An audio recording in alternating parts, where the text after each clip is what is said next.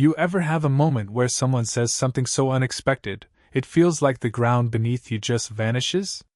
Like one sentence flips your entire world upside down, and suddenly, you're questioning everything you thought you knew. That's what happened to me when I was 22, standing in my best friend's kitchen, holding a glass of water I nearly dropped. His mom, Lisa, the woman who'd been like a second mom to me for years, looked me dead in the eyes and said, "I've been waiting for you to grow up." Her voice was soft, but it carried this weight, like she'd been holding those words in for years.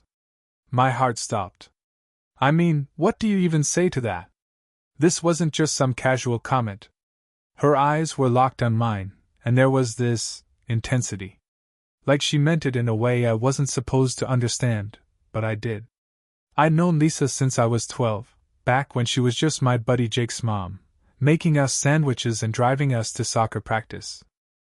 She was the one who'd patch up my scraped knees, laugh at my terrible jokes, and make sure I had a ride home when it was pouring rain. But now I was a man, and the way she looked at me wasn't maternal anymore. It was something else, something that made my chest tighten and my thoughts spiral. Was she joking? Was I reading too much into it? Or was this the kind of moment that could ruin everything? Jake was upstairs, probably playing video games, oblivious to the fact that his mom just said something that made my entire world tilt. I couldn't move, couldn't breathe, because deep down, I knew I'd felt something for her too, something I'd buried for years, something I never dared admit. It was like standing on the edge of a cliff, knowing one step could send you falling into something dangerous, something you can't come back from. Have you ever been caught in a moment like that? Where the air feels heavy, and every choice seems like the wrong one? That's where this story starts, and trust me, it only gets more complicated from there. Let me take you back to where it all began, because to understand what Lisa's words did to me, you need to know how we got there. I'm Ethan, and I grew up in a quiet suburban neighborhood in Ohio, the kind of place where kids ride bikes until the streetlights come on, and everyone knows everyone's business.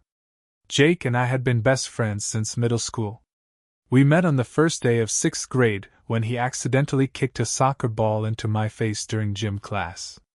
I went down hard, nose bleeding, but he ran over, apologizing like his life depended on it. I laughed it off, and that was it. We were inseparable. His house became my second home. His mom, Lisa, was always there, warm, funny, the kind of person who made you feel like you belong. She was in her late 30s back then, with this easy smile and a laugh that could light up a room. She'd bake us cookies, help us with math homework we pretended to understand, and tease us about our messy hair or mismatched socks. To me, she was just Lisa, Jake's mom. The woman who always had an extra plate ready at dinner, who'd ask about my day like she actually cared. Jake's dad, Tom, was around too, a gruff but decent guy who worked long hours as a contractor, always coming home late, covered in sawdust. Their house was my safe haven, especially when things got rough at home. My parents' divorce hit me hard when I was 15, and Lisa was the one who'd listen when I needed to talk, who'd make me feel like everything was going to be okay. But as I got older, I started noticing things. Little things at first, like how Lisa's eyes lingered on me when she thought I wasn't looking. Or how she'd ask me questions about my life, my dreams, my plans, with this quiet intensity, like she was trying to memorize every word I said. By the time I was 16, I started feeling something. A pull. A warmth in my chest when she'd laugh at my dumb jokes or brush my arm when she handed me a soda. It wasn't just gratitude or comfort, it was deeper, more confusing. I told myself it was nothing. She was Jake's mom, for God's sake. She was married. Thinking about her like that felt wrong, forbidden, like betraying everything I cared about. So I pushed those feelings down, buried them deep, and focused on being a good friend, a good kid. But they never really went away. They just sat there, quiet, waiting. By the time I was 22, I'd just graduated college and moved back home for the summer while I figured out my next step. Jake was still living at home, working a part-time job at a local gym, and I'd spend most evenings at his place, just like old times. Lisa was different now, though. She was 43, but she didn't look it. Her dark hair was always pulled back loosely, and her eyes had this quiet fire that made you feel seen, like she could look right through you. Tom was around less, traveling for work, leaving Lisa to run the house. She'd always been kind to me, but that summer, her kindness felt heavier, more deliberate. She'd asked me to stay for dinner, just the two of us, when Jake was out with friends. She'd pour me a glass of wine, even though I was barely old enough, and we'd talk, really talk, about life, love, regrets, things I'd never shared with anyone else. It was innocent, or so I told myself. But every time I left, I'd feel this knot in my stomach, like I was crossing a line I couldn't see. I'd lie awake at night, replaying our conversations, analyzing every word, every glance, wondering if I was imagining it. Was she just being nice? Or was there something more? I didn't know, and that uncertainty was eating me alive.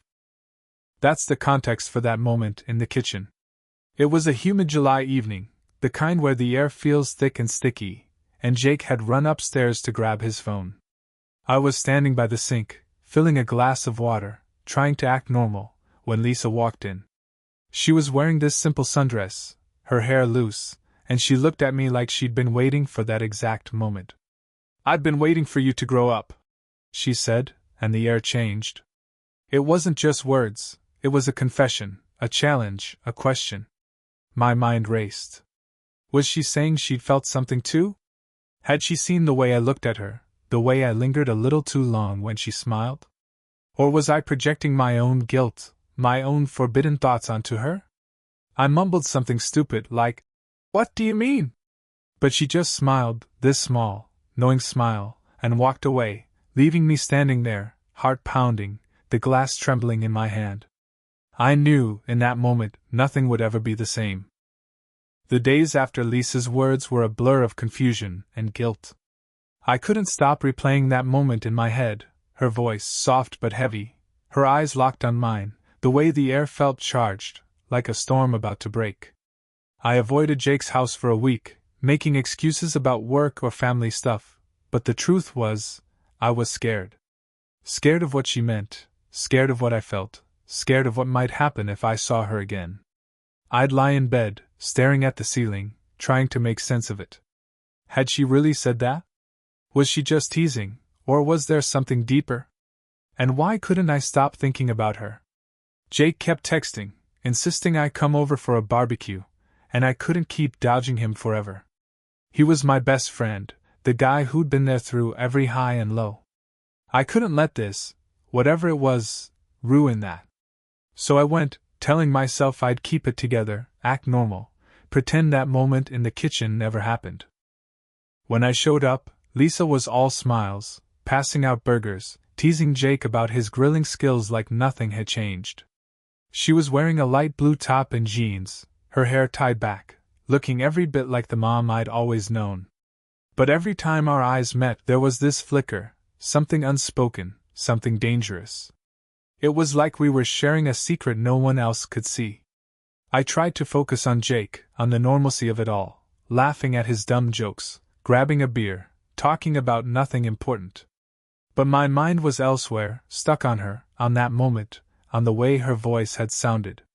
That night, after everyone else had gone inside, Lisa asked me to help her clean up in the kitchen. My stomach dropped. I wanted to say no, to make an excuse, but I couldn't without looking weird. So there we were, alone again, washing dishes in silence. The tension was suffocating, like the air itself was holding its breath. I kept waiting for her to say something, to explain what she'd meant, but she didn't. Instead, she handed me a plate, her fingers brushing mine, and I swear it felt deliberate. My heart was racing, and I hated myself for it. This was Jake's mom. My best friend's mom. The woman who'd been there for me when my world was falling apart. What was wrong with me? Over the next few weeks, it got worse. Lisa found ways to be around me, small, subtle ways that no one else would notice. She'd ask me to fix something in the house when Jake wasn't home, like a leaky faucet or a stuck window. She'd stand too close, her arm brushing mine, her voice soft and warm, like she was speaking just for me. I'd tell myself I was imagining it, that I was reading too much into her kindness. But then she'd say things, little things, that made my head spin. Like, "You're not a kid anymore, Ethan. You're someone who knows what he wants." Or, "Sometimes I wonder what would have happened if we'd met in a different life." Each time, I'd freeze, my throat tight, my mind screaming at me to walk away. But I didn't. I couldn't. There was this pull, this magnetic thing between us, and it terrified me as much as it thrilled me. Every moment with her felt like a step closer to a line I couldn't uncross, and yet I kept walking toward it. The real conflict came when Jake started noticing something was off. He'd always been oblivious, the kind of guy who'd miss a tornado if it wasn't on his phone screen. But even he could sense I was acting weird. "You okay, man?" he asked one night while we were playing video games, his eyes flicking from the TV to me. "You've been distant." I lied, said I was stressed about job applications, about figuring out my life, but I could tell he wasn't fully buying it. His brow furrowed, and for a second, I thought he might press me, might ask something I couldn't answer. Guilt was eating me alive. Jake was like a brother to me. His family had taken me in when my own was falling apart. My parents' divorce had left me angry, lost, and Lisa had been the one to sit with me, to listen when I ranted about how unfair it all was. She'd been my rock. And now, I was betraying that. Betraying him. But the worst part? I didn't even know if Lisa felt the same way I did. Was she just lonely? Tom was gone so much, always on some job site hours away, and I'd overheard her arguing with him on the phone, her voice sharp with frustration, saying things like, "You're never here, Tom. I'm doing this alone." Was she just looking for attention, for someone to fill the void? Or was this real? The not knowing was driving me crazy, and every time I saw her, it got harder to pretend I didn't feel something. One night, everything came to a head. Jake was out with his girlfriend, some new girl he'd been seeing for a few weeks, and Lisa texted me, asking if I could come over to help with something in the garage. I stared at the message for 10 minutes, my thumb hovering over the screen. I should have said no. I knew it. Every rational part of me was screaming to stay away, to stop this before it went too far. But I didn't. I grabbed my keys and drove over, my heart pounding the whole way. When I got there, she was waiting in the garage, wearing this old band t-shirt and jeans, her hair messy in a way that made her look younger, more vulnerable. The garage was dimly lit, cluttered with boxes and old furniture, and she handed me a box of old photos to sort through. We sat on the floor, flipping through pictures of Jake as a kid, of her and Tom in happier times, back when they were young and smiling like the world was theirs. She started talking, her voice low and raw, about her life, her regrets, how she'd married young, how she'd given up dreams of traveling, of being someone else, someone free. I just listened, my heart pounding, feeling like I was seeing her for the first time, not as Jake's mom, but as a woman, someone with her own pain, her own desires. Then she looked at me, her eyes glistening in the dim light, and said, "I see you, Ethan. I always have. You're not like the others." My breath caught. I wanted to ask what she meant, to push her to say it outright, but I was too scared. Scared of the answer. Scared of what I'd do if she said it. I just sat there, frozen, the photo in my hand trembling, knowing we were inches from something we couldn't take back. From that night in the garage, things spiraled out of control. I couldn't stop thinking about Lisa, about what she'd said, about the way her hand had lingered on mine when she passed me a photo. It was like a switch had flipped, and I couldn't turn it off. I started finding excuses to be at Jake's house, even when I knew I shouldn't. I'd tell myself I was just hanging out with Jake, catching up, playing video games like we always did. But deep down, I was hoping to see her. And she was always there, like she knew I'd come.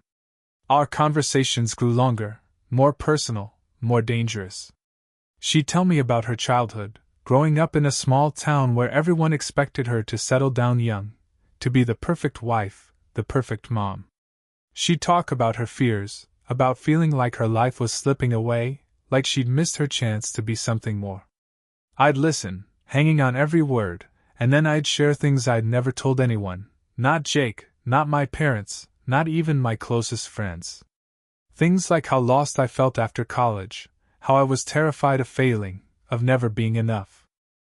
It was like we were building this secret world, just the two of us, where the rules of the outside didn't apply, where we could be honest, vulnerable, real.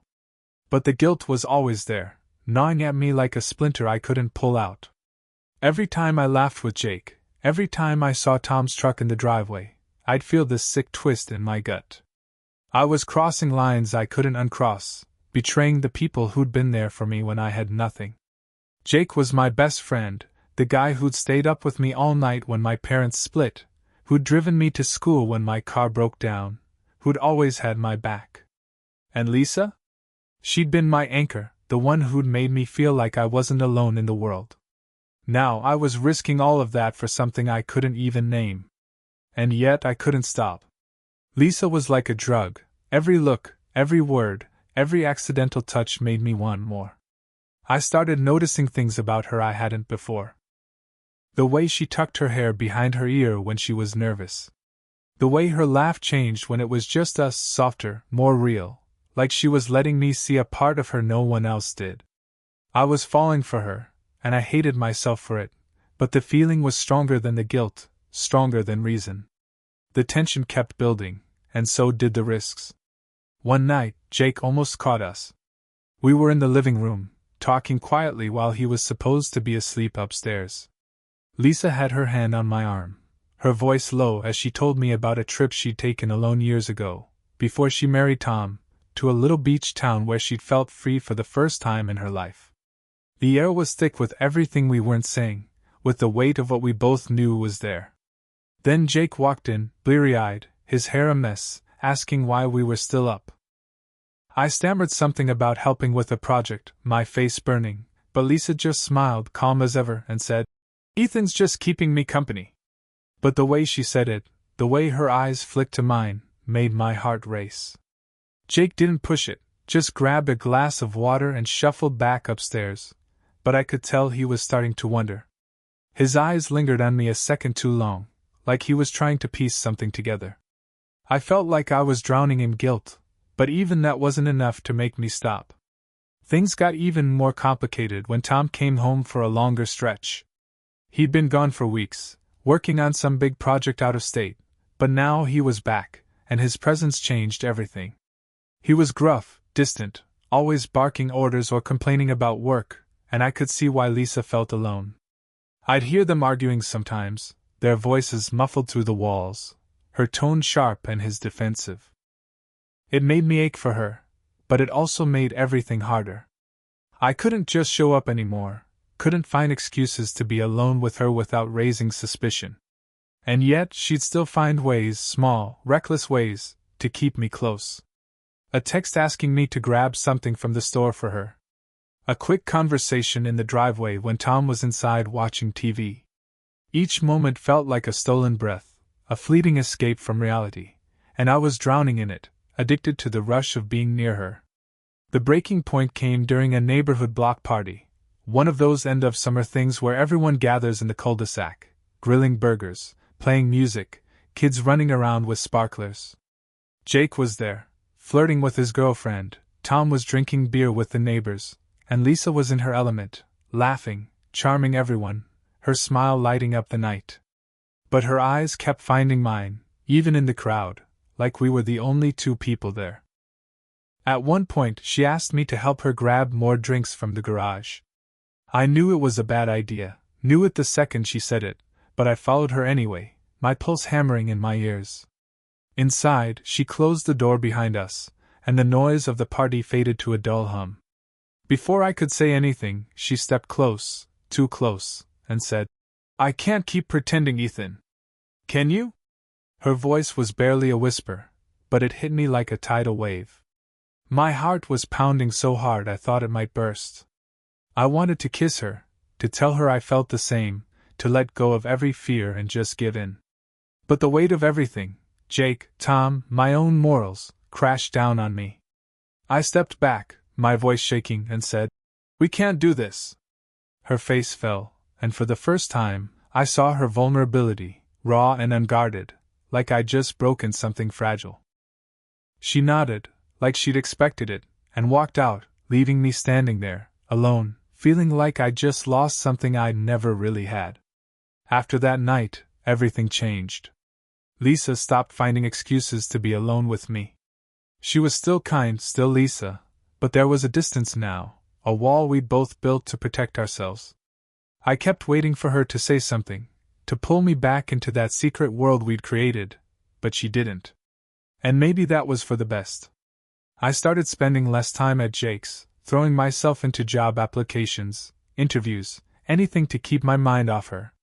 Eventually, I landed a job in a new city, packed my bags, and moved away. But I couldn't shake her. Even months later, hundreds of miles away, I'd see something, a sundress, a certain smile, and my heart would ache, like a bruise that wouldn't heal. I never told Jake. I never told anyone. But sometimes, late at night, when the world was quiet, I'd wonder what would have happened if I'd said yes in that garage. If I'd let myself fall into that forbidden, impossible thing. Would it have been worth it? Or would it have destroyed everything? Here's the twist. A year later, I got a letter. No return address, just my name scrawled across the envelope in her handwriting. My hands shook as I opened it.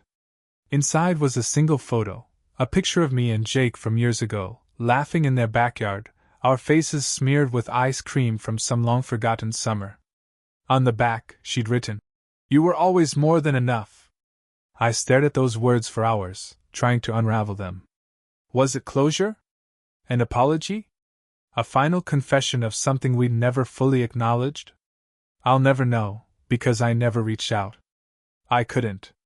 Some things are better left unsaid, left in that gray space where desire and guilt collide, where the heart wants what it can have. I keep that photo in a drawer, tucked away with the memories I can't let go of but can't face either. It's a reminder of a moment, a choice, a life I didn't live. Have you ever had a moment you couldn't act on, a feeling you had to bury deep because it was too dangerous, too wrong? Drop it in the comments. I read every single one, and I want to know your story. And if this hit you, if it made your heart race or your chest ache, hit that subscribe button.